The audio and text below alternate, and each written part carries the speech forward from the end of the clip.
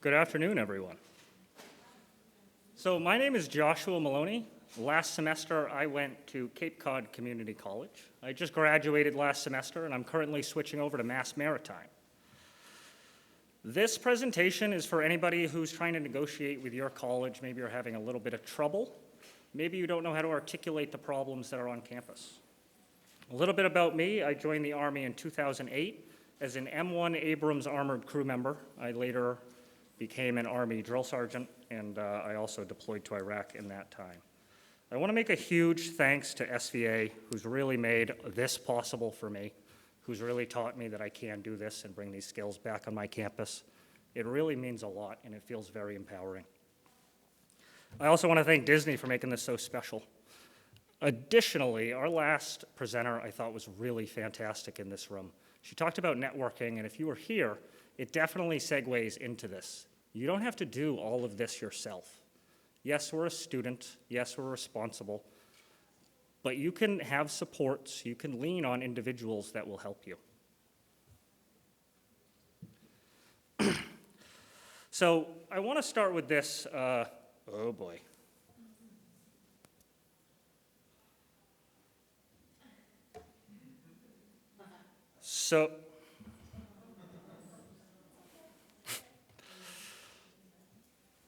So, I want to start with this. Let's imagine a morning meeting, and this is something that I think is nice for you to talk to your administrators about. Imagine a meeting for the military. I think this maybe is a typical morning for a lot of MOSs standing around. Let's say that your unit's going out on a mission. Everybody's very attentive. I can guarantee you nobody was late. There's not going to be someone that raises their hand and says, hey, Sarge, west was a little dicey last time, so this time I think we should go east.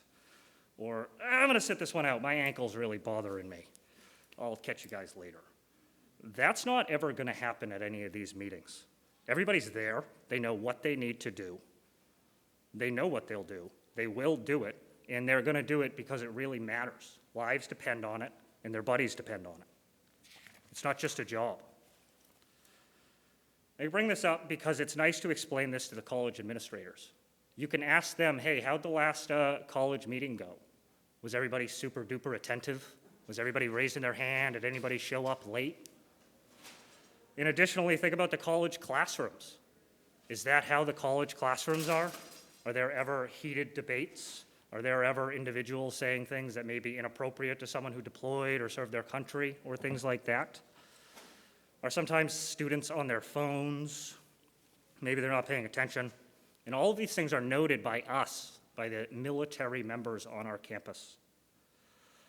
It's not allowed in the military, and a lot of people feel like it shouldn't be allowed on campus. And there's a perception of disrespect. Oh boy. Yeah. So a personal story. In 2019, I started college at Cape Cod Community College, and one of my first classes was plant and soil science. I'm an environmental technology student. That is a difficult class. It came with a lab, and my advisor signed me up for it as my first class in environmental science. So there I am, 2019. I'm sitting in the back of the room. I'm really trying to pay attention. This stuff's complicated. The professor's talking about xylem and phloem and how plants transpire fluids up and nutrients down and the leaves. It's just a lot. Also, as a lot of veterans do, I have tinnitus. So I constantly have this ringing, just always going on no matter what. So I'm trying to pay attention, listen to what the professor's saying, and ignore what's going on with my ears. At the same time, there's a kid out front. He's sitting in the front. He's talking to a girl. It sounds like he's trying to get a date. I'm in the back. I can tell it's not going well, but he's not getting the hints. I had been doing a lot of mental health work by then. I really didn't want to lose my cool. I had dropped out of school before. I didn't want to do that again. I wanted to use my tools. So I went into my skills. I thought, okay, I can explain this situation. I can tell them what's going on, and they'll understand, right? So I politely raise my hand. I say, excuse me.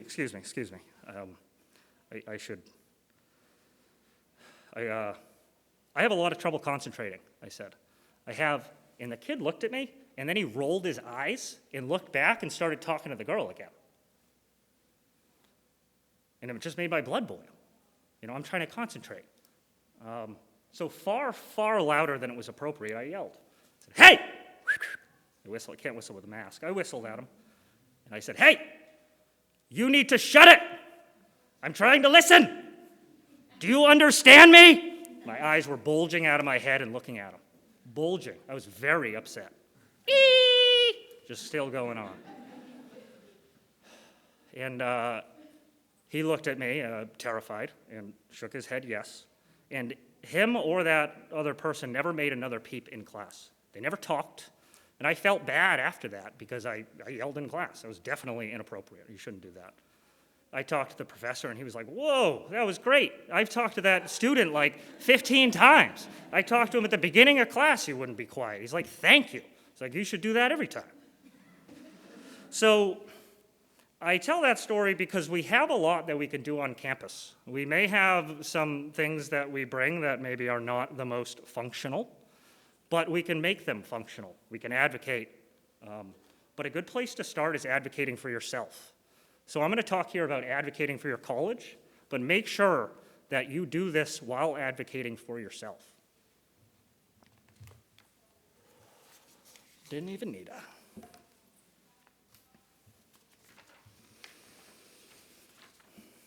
So I want to talk about what my topic is exactly.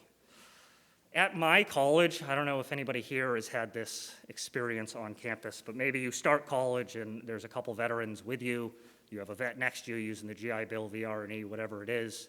And as time goes on, the veterans slowly disappear. Has anyone ever noticed there's no calling them? They're gone. They're gone. I noticed that. Professors lose contact with the students. They don't finish the semester. They drop out. And what I think it comes down to is a military-affiliated student often shows little to no signs of struggling. And it's part of our training. It's part of what we learned. And I remember times, driving in Iraq, we used to call it sleep driving because we would just kind of like show up. I don't remember driving here. I don't remember how I got here. But I scanned for threats. I was there. So I understand why these veterans sometimes drop out. I've done it. I have. I've failed. I've paid the VA back for my mistakes, as a lot of veterans have. So I understand why sometimes they fail. And it breaks my heart. So last year, I came to Student Veterans of America NatCon 2021, and I had a fantastic student, Canadian Ward, from Clemson University, and she talked on a presentation just like this. And she told me what to do on my campus. And now I'm here telling you what to do on your campus, or what you can do to improve. So old skills, old ways, like I said, yeah, we have some skills, we may be different. You may want to yell. Try not to. And then the photo on the right. Anybody see anything wrong with that? You look jacked up? Everything, right? Everything. You could show that photo to your college administrator and they'll probably throw it up there. Say, yeah, this veteran goes to campus and he loves it. I know that my campus may because they don't understand. This is such small, trivial things. Uniforms? What? That you see a picture of somebody and you know it's garbage just by seeing a uniform? Our college administrators don't understand that.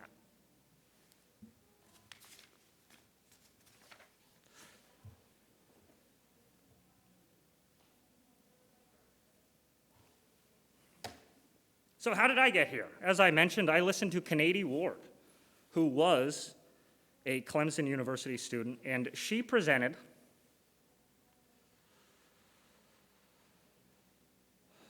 a study that she completed on her college. And what she did is she noticed what I noticed, that sometimes veterans, military-affiliated students just kind of disappear. But how can you articulate that? How can you talk to your college and say without, hey, you need to do better. Hey, my friends are gone. Hey, you're failing my buddies. Hey, this happened to me. What is that other than conjecture? we really need something to say. And what she showed me is there's data. There's more. This is the VA. You know when they come take your money back when you miss a class or whatever? They know what they're doing. They got the number. They have the data. It's out there. It's an astonishing amount of data, and we can use it, and you don't have to get emotional. If the data supports what you think, you can just show the data. So with her existing blueprint, I decided to bring what she showed me back to my college.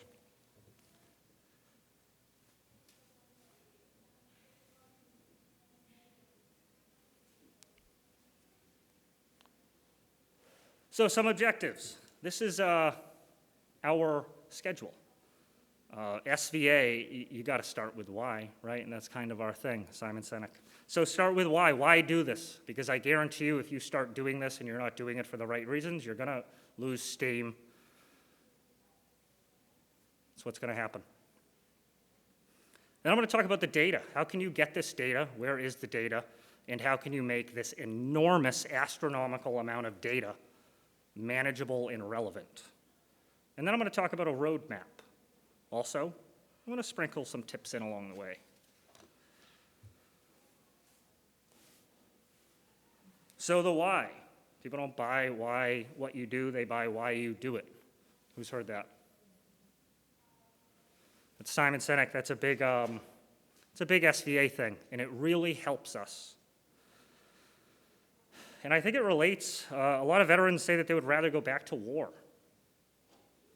Those dangerous combat zones, rather than dealing with the day-to-day muck of life, the day-to-day muck of dealing with administrators and colleges and people that don't respond to you. Why do veterans want to go back? Maybe it was easier. You didn't have to pay your bills. You didn't have to keep up with some uncertain job that you hated. You didn't have to go to a college where people that you hated and bothered you and didn't understand you. Everything was structured, mission-focused. You're with your buddies, everything's secure, organized, you know what it's going to be. And maybe when they do get registered on campus, they feel like their service isn't valued. Anybody have that on campus? Like maybe what they did isn't recognized or appreciated. I think a lot of colleges and a lot of places say, we support the military, right? We say thank you for your service. Put the bumper sticker on your car. But is your college truly embodying that?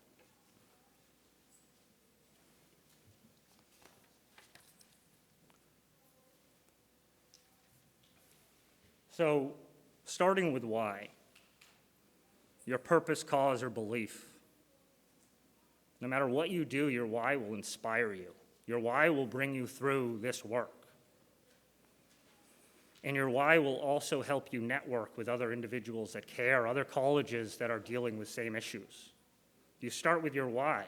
Reach out and ask somebody for help. Tell them your why. Tell them I'm trying to make things better. I don't understand why my friends keep leaving. I want success for my veterans. It's a good why. And people are much, much more likely to listen to you. People are more likely to support you.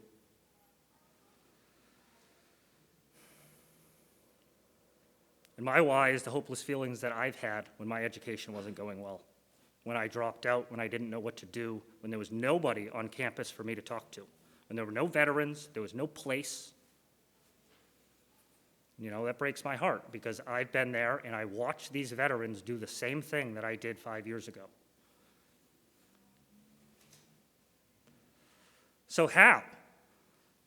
How are the actions you take once you realize your why?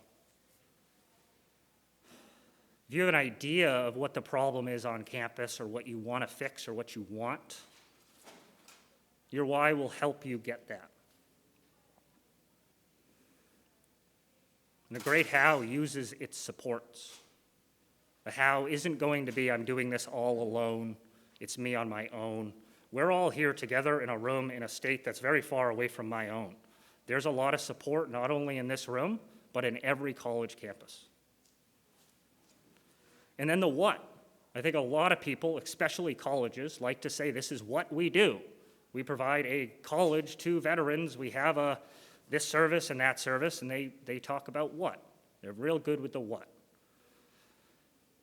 But, when it comes down to it, does the data support the hypothesis? Does the data support that, hey, we do care.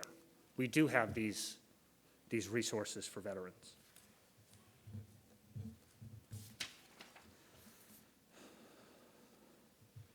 In a military training, there's a reason why certain things would be valued, certain things would be taught. It's a lot of planning and controlling in the military. Constant planning and controlling. And there's a lot of stuff at stake. There's a lot of dangerous situations. And in basic training, in boot camp, what are you taught? Stuff that down, mission first. Maybe you were responsible for your friends' lives. There's a lot going on. And this is kind of like riding a bike. You can't unlearn how to do it. You know how to ride a bike, yeah, try and pretend you don't, but eventually you're going to ride that bike. The military skills are just really ingrained in us. So why should you do this? Something that I like to say is that veterans, us, we're putting a lot of eggs in the VA basket. We have these earned benefits, served our country, and now we've got this GI Bill, VRNA, whatever it is. And they're putting those eggs in that basket, saying this is the next step, and it's an essential step for me. So when that doesn't go well, it's a big deal when they struggle. It's a big deal when they fall out.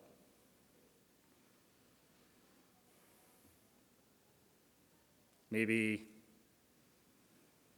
a veteran shows up on campus and has to go to enrollment and then talks to someone in enrollment, and then there's a problem with finance. Something GI Bill didn't get entered, so they get sent over to financial aid, and financial aid doesn't quite know where that form goes, so they send you over to the veteran advisor, and the veteran advisor isn't in there, and it's just a huge mess. It's all not going well. Here I am. I have these earned benefits that I paid for. It was potentially difficult, right? The military was difficult. It wasn't easy, but we earned these benefits. So what is it like for these young veterans to get on campus, and it's just all gone to shit? It can really be overwhelming. And something I like to point out to the colleges, is that when this doesn't go well, the college, the education, the veteran, like a minute ago with the financial aid, enrollment, all that, when everything's a big mess, or they get to the classes and they're not supported, they're struggling and failing, they may decide, oh, I guess I can't do this college thing. Things don't get better. They don't hit the lottery. They don't get some fantastic job. They need the college to help cater their experience towards the civilian world. And this is where we see a lot more problems. Individuals get kicked out of college. They stop going to college. Substance abuse goes up, couch hopping, homelessness. If it all goes to crap, it really is a problem, and it turns into a bigger and bigger problem for a lot of us veterans. So why do this? If a veteran loses contact with the school certifying official or the veteran organization and they drop out, what happens? They could end up with a debt to the VA, thousands of dollars. They also could end up with a debt to the college, thousands of dollars. And they may not be able to go back to college until both of those debts are paid off. Additionally, they probably have misinformation, the veterans, thinking that they can't go back to college, which isn't true. There was a school certifying official that was knowledgeable and said, hey, You can go back to college. The most effective way for you to get rid of this debt is actually to stay in college. That'd be great. Does your school certifying official know that? Again, the eggs are in that VA basket. And it's not nice when that doesn't go well.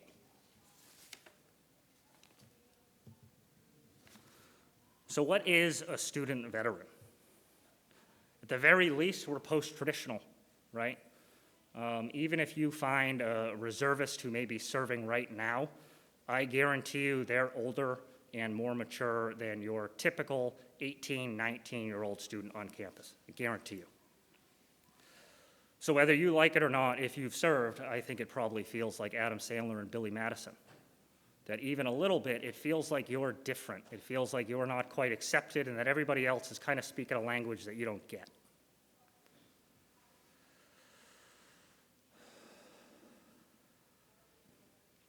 And there's a big issue, I touched on this, with communication with the professors. And veterans disappear, cease contact. And these are adults that have been in potentially very difficult situations, repeatedly, maybe. And they're just kind of taught, suck it up, keep going.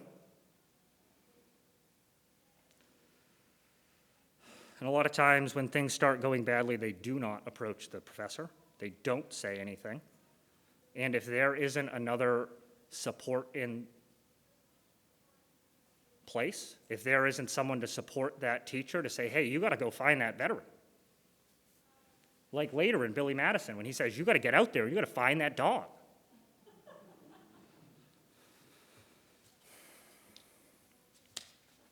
And I know I put a lot of pressure on the colleges, but I'm putting a lot of pressure on the colleges. We served. It's tough. We're not asking for a handout. So some of these things that I've been talking about, how do they play out? How do they look? And Castro in 2006 wrote a report called Transitioning Home from Combat. And it kind of talks about how soldiers coming home enter a paradox. The behaviors and emotions that kept them alive on the battlefield can be very, very inappropriate in real life, and especially on a college campus. Maybe they came from a physically harsh, mentally demanding, chaotic, dangerous circumstances. Maybe there's no alcohol permitted there. Maybe there's no civilian friends permitted there. Maybe there's no one of the opposite sex. And maybe they're showing up on a campus, and is any of that going on? No, drink all you want. It's its own thing. And something I like to say, this is something that I suggest that you reach out and talk to your college about. That, hey, this isn't that we're just complaining veterans. That's not what this is. This is something, this is data. And you can look at this, and you may say, well, this is what we want. You cover up one side of this, you think, well, during a deployment, we want someone who can ignore their internal cues to do something to save their own life. We want someone who can handle their emotions. Again, you can't unlearn how to ride a bike. Once you know, you know. You show up on campus, and instead of reaching out for that help, maybe you stop engaging.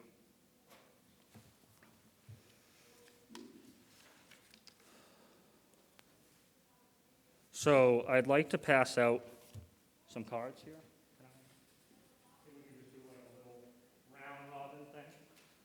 So I'm just passing out some cards. We'll get to that. These are handouts. It tells you how to get the data and how you can manipulate it. So if you take nothing from my class, just take that. Hand it to somebody else, whatever it may be.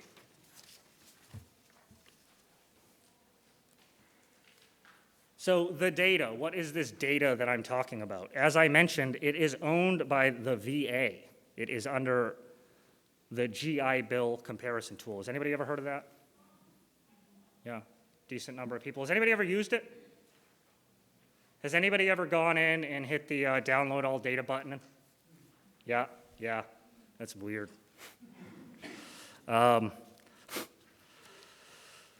So you can look at this. This is a typical profile. This is what's on the website. So this is MIT. I just decided to pick a random college. I don't know. They're pretty cool. And this is just what they say. As you can see, you have how much money was paid to them for how many students and a couple other things. You may notice that this is kind of directed towards students, so not necessarily administrators or club advisors or whatever.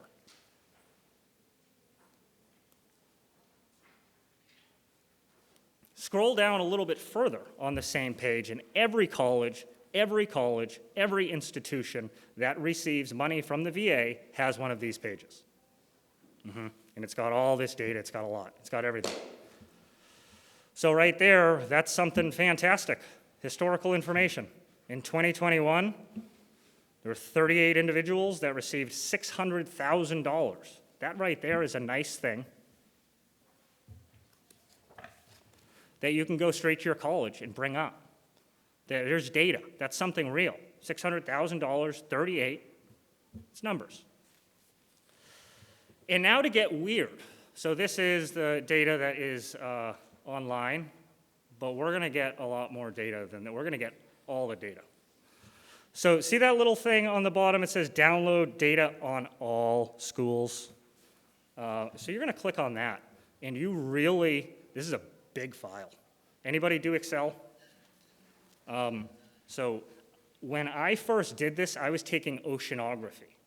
And essentially what we did in the class was looked at buoys that are randomly floating out in the middle of the ocean, and they're just randomly doing things, and you're looking for causation, correlation, anything that it's bonkers. You know, it's just more data than you could ever imagine.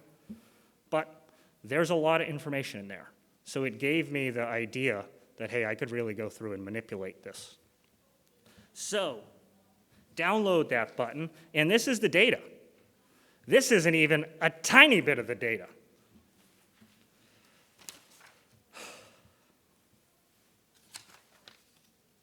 So last time I checked, which was yesterday, there were over 71,000 rows of information. There are also over 100 columns of data for each institution. So this is so overwhelming and borderline impossible. How could you go through all of that? And what it comes down to is let's look into what's important, what's relevant. When you look at this data, you'll notice a lot of it's blank. A lot of it's just got nothing because a lot of it isn't colleges. It's on the job training. It's something that's just irrelevant. Ugh. Oh, no. So how can we chop this down into bits that we can understand? Does anyone know how to hide information in Excel?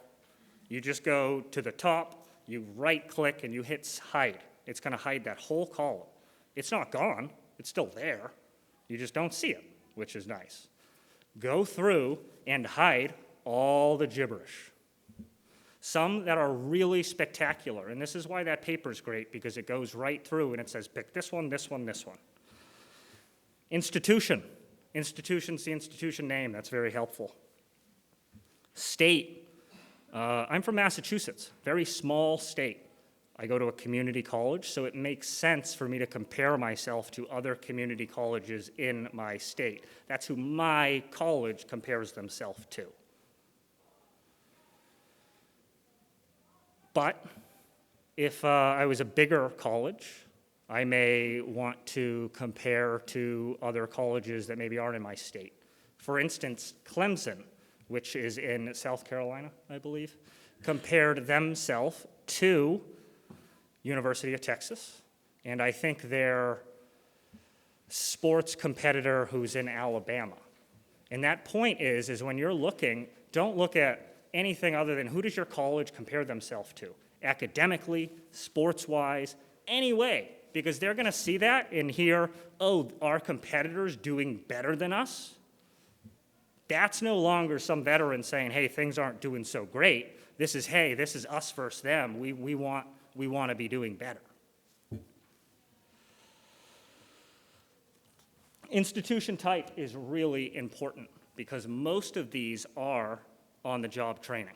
So for instance, you could get Voc Rehab, GI Bill for on-the-job training, and there's just every time anybody's ever done on-the-job training, it creates a line. So that's one of these 71,000 lines of data. You don't need it. Take the tinsel off the tree. You only want the tree. So I suggest when you're going through this that maybe you filter out, and I'll get to filter in a moment, just your type. So maybe, for me, 2-year, 4-year, foreign. You know, if you're Cape Cod Community College, if I compare myself to a foreign college, they're going to be like, okay. You know, it's very irrelevant. VA highest degree offer. That's very fantastic. This is how you can separate bachelors and associates. And how they say this is OBO, other than bachelors. OTB, other than bachelors. And BO. I'll get to that in the next slide. I'm not sure what it was. And then additionally, what's really important is the POO status. All the way on the right, you will see the POO status. You got to check the POO status. The POO status is whether or not the school is approved. Underneath the POO, you will see approved, withdrawn, suspended. No reason to compare yourself to a withdrawn or a suspended college. Totally filter that out. All I want are approved colleges. And again, these are column headers. So once I get here, I'm able to filter. And what you do to filter is you click anywhere within the range, click any of those buttons, like maybe I click institution, and then I go up to data. This is on your form. And then I hit filter. And there's a little caret's going to pop up there, and that's going to give me the ability to filter that row of data. How I filtered this here was alphabetically by institution. After I got out all of the unapproved schools, after I chose only the 2-year, the highest degree offered 2-year, and I quite literally brought myself to everyone that I could possibly compare myself to. And you can do this with anything. You could look in and say, I want to compare all the colleges that have $1,745 for BAH. You can make it as abstract as you want. But find that thing that's relevant. What's your college comparing themselves to? That's what we want.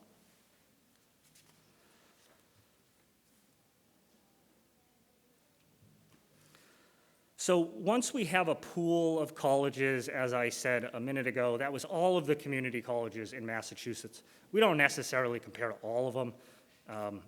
There's some rhetoric at my college that we don't compare to any of them. I don't know who says that, but it's nonsense to me.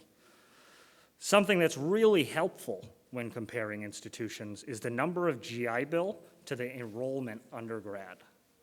And what this is going to tell you is how big is that college and how many veterans do they have.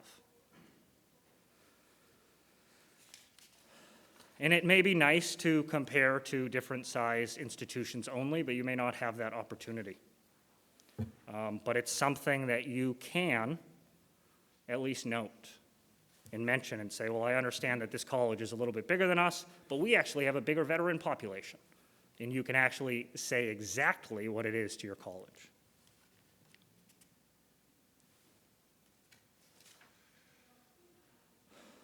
So now for the data that's really helpful. Get to graduation rate of all first-time GI Bill students, and you can compare it to the graduation rate of all students. This is data that's up there for every college, every institution in numbers that gets updated constantly.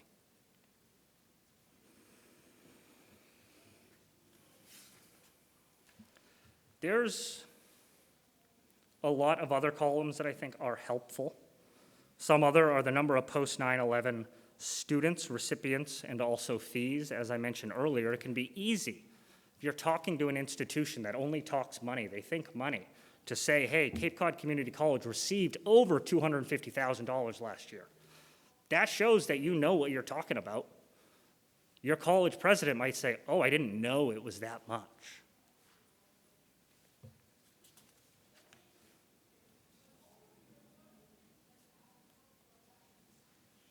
So roadmap, what can this look like for you, and what did this look like for me?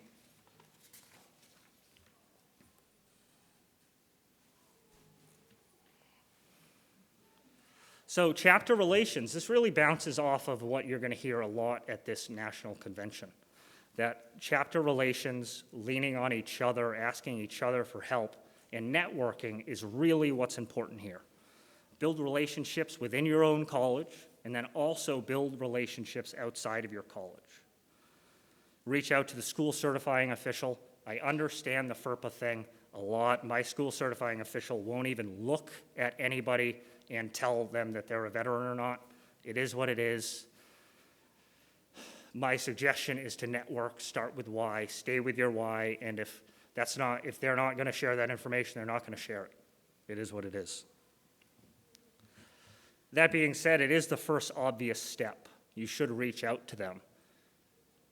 They're the first individual that the college typically will interact with a veteran. And even if you can't get maybe a magical list of who's using GI Bill, maybe they can put the inkling of information into veterans' ears when they show up and say, hey, you know there's a club here? Hey, you know that you're not the only one? Hey, you know that you can reach out?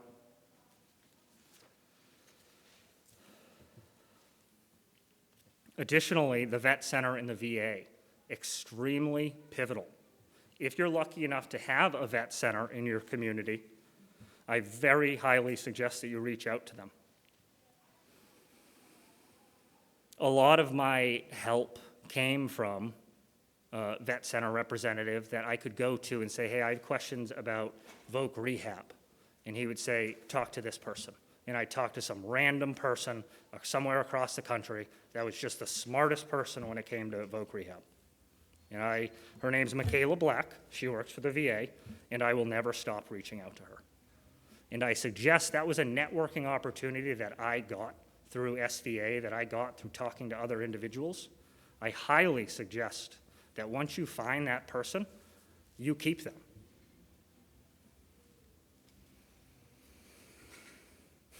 And lastly, don't do this yourself. Reach out to SVA. Reach out to other colleges. I'm going to talk about how I reached out to the colleges that I thought were comparable. So this is the data. All I did here was select the data, put it into a chart. And you may notice that the number of GI Bill students is on a different axis. So it just makes that number a little bit bigger. It makes it stand out a little bit more. And although this isn't anything, it helps me figure out which college compares and which college has a lot of veterans and who may not.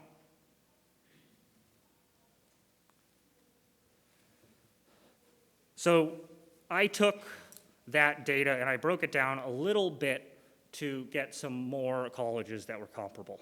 So these are the colleges, as you can see. Third is Cape Cod Community College. And I started looking at these, okay, who's close? I think they're all close. They're all community colleges in Massachusetts, and my college thinks that they compare with them. So they're good for me. And it's interesting to notice how different the ratio is. Some have very high, some have a lot lower. And that's something that you can also bring out, just a simple equation, you can get the ratio. And here are retention rates. So this is really where it gets good. This is where we have whittled and whittled and whittled, and we have our data. We have what we want, and now all we have to do is show it. I don't really have to talk to the administrators, and I don't have to say that students at Cape Cod Community College are much less likely to be retained by their education than they are at Bristol or Bunker Hill or Massasoit, because the graph says it for me. I don't have to get upset. I don't have to say anything. These aren't my thoughts. This is data. I didn't change it. This is what it is. And if you're able to do this with an effective why, if you show up and your why is, I want to pull the pants down of the college, you're not going to get anywhere. You're going to look bad. But if your why is, all I care about is making the student veteran, I dropped out. Go back to that. Go back to that hard time. Your why, that student that disappeared, what is it? Bring that up. Talk to your advisors or talk to your administrators about that. Something that I did was I decided to reach out to these organizations that were doing a lot better. I reached out to Bristol, I reached out to Bunker Hill, I reached out to Denny, who works at Bunker Hill. And, it's not a mystery to me why some colleges do better than others. Some colleges fund these roles. Some colleges find individuals that are really effective and have really strong whys and hold the college together and are reaching out and are working with other colleges. And that's how most of the people are in SVA that I found, which is really spectacular.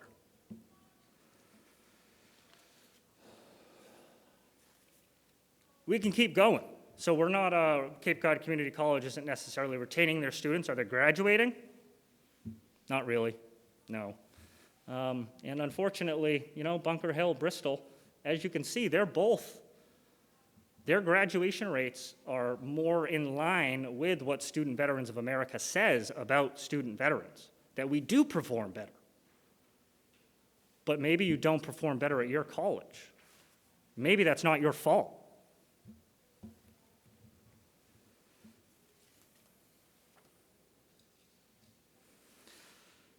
And here's something else, the veteran persistence transfer out rate. You may notice some of the other colleges have higher persistent rates. And a persistent rate is a student who returns to any college the second year. A transfer out rate is a student who attended college somewhere else the next day. The next year. They're definitely different statistics, but they can help your college understand what's happening. So after I did this research, after I presented this to my college president and everybody that would listen, I also wrote a paper and I gave it to anybody on campus who would read it. I still will. And it just simply says this.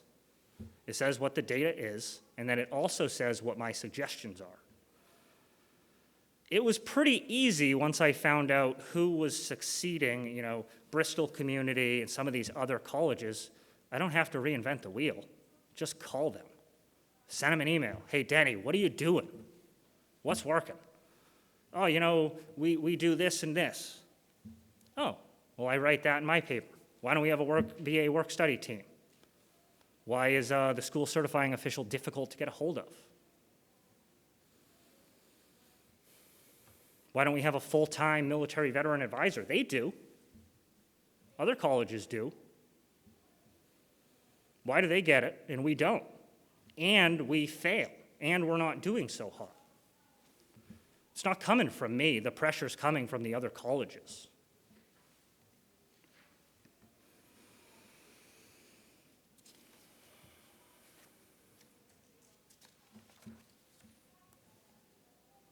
So what did this get me at my college? I cannot stand here and tell you that this was easy. This was a lot of work. It was a lot of work. And full disclosure, my college didn't really like hearing it. Didn't really have much to say, which is nice because it's data. You can't argue with it. But what did I get? Cape Cod Community College, a very small college with a decently small veteran population. We're hiring a full-time military veteran advisor, which is pretty special, I think. They're also moving the position so it's no longer associated with financial aid. That's something I harped on. Hey, this isn't a financial aid issue. This is student success issue. And now it's with wellness. So now instead of our advisor trying to do advising and trying to do all that stuff, they can reach out and talk to the veterans. Hey, how are you? What's going wrong? Oh, let's bring you over here. Let's help you. This year, we also renegotiated the memorandum of agreement with our local vet center. And I highly suggest you do that. If you have a vet center, call them. I guarantee you they're going to say, oh, yeah, I wanted to talk to those veterans at your college. I wanted to, but I called the college and I couldn't get a hold of anybody. That's what my vet center said. We also reopened the Veteran Lounge. They closed it, because of COVID. They didn't close any of the other lounges. So a series of emails was able to get that back open, which, you don't have much. We have something, which is nice.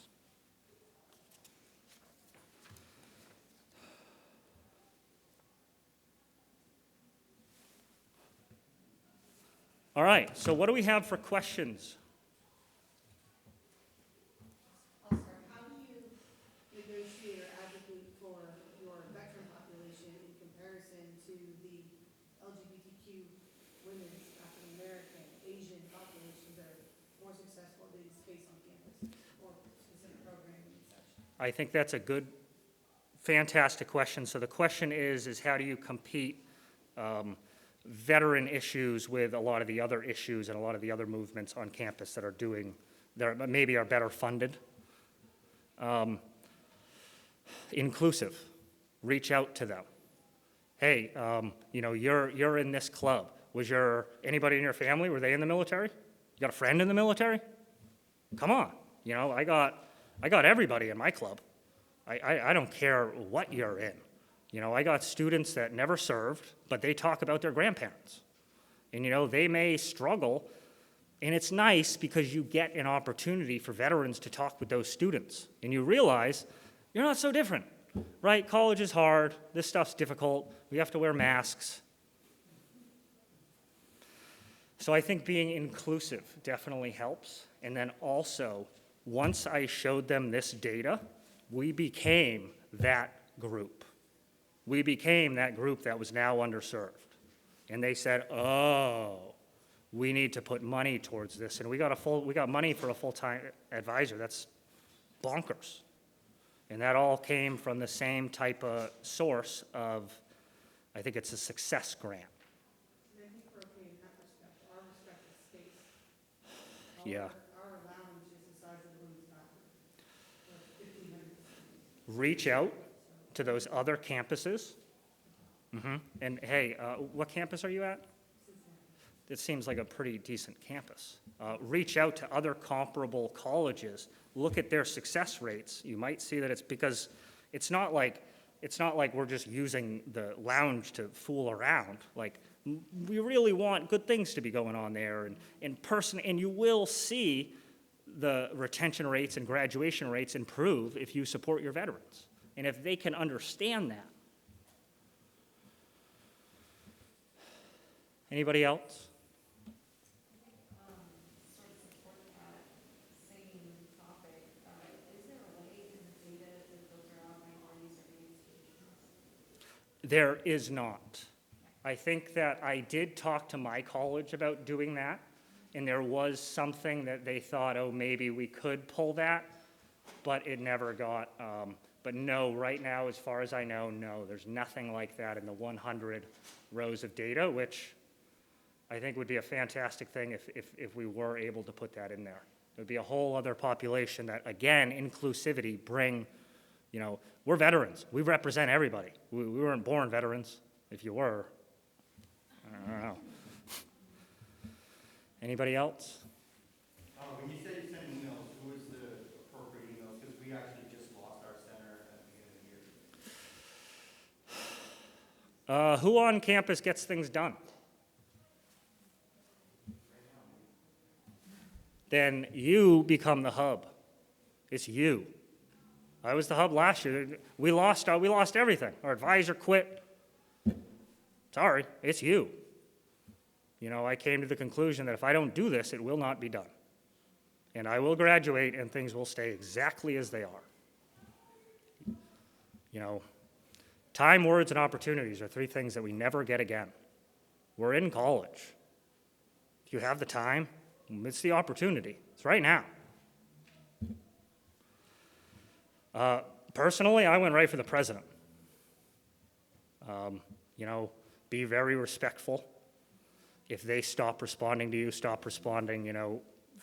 It's all about networking. Reach out to who will respond and talk to that one person that's like, what? The veteran club got closed? Are you serious? And they'll lose their mind, and before you know it. Yeah?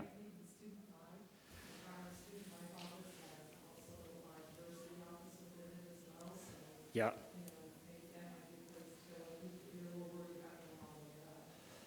Absolutely. Yeah, that's definitely helped me. I know a larger institution's gonna have like a student activity leadership division. We present all those student. Yeah. Something else that really works with my school, FEMA, Community College Near Done, is if there's any administrator that's a veteran, just tap into them, and that will just open the floodgates of, you know, talking to their boss, you know, Yeah. boss, you know, departments. That really helps us out a lot, is getting any veteran that's in any kind of like admin role, you know, pushing their button. So I just want to recap what he just said, which was fantastic. That I think networking with anybody who's especially a veteran that may care, network with them. And like I said, if they'll respond to you, keep sending them emails.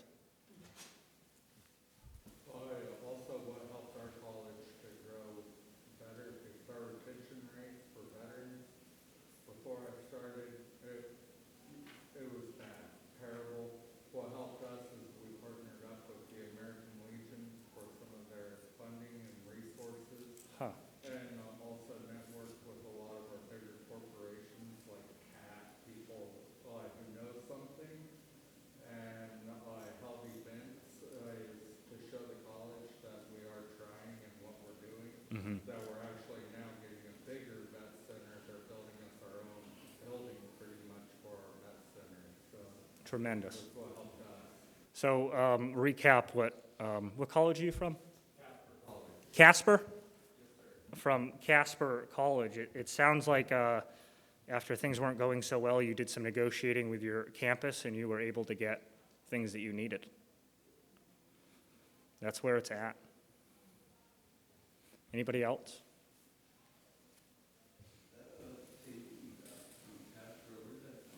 That is, hold on, let me get the name of the study.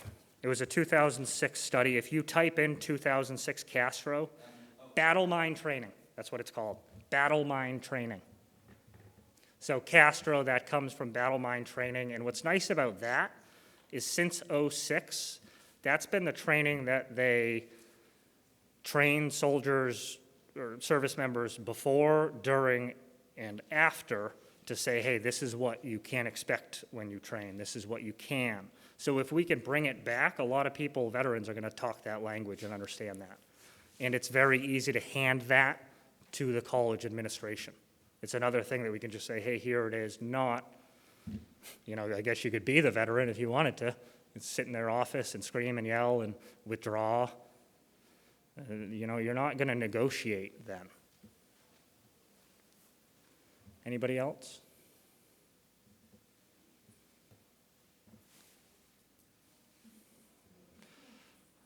I think I'm at my time. Thank you so much, everybody.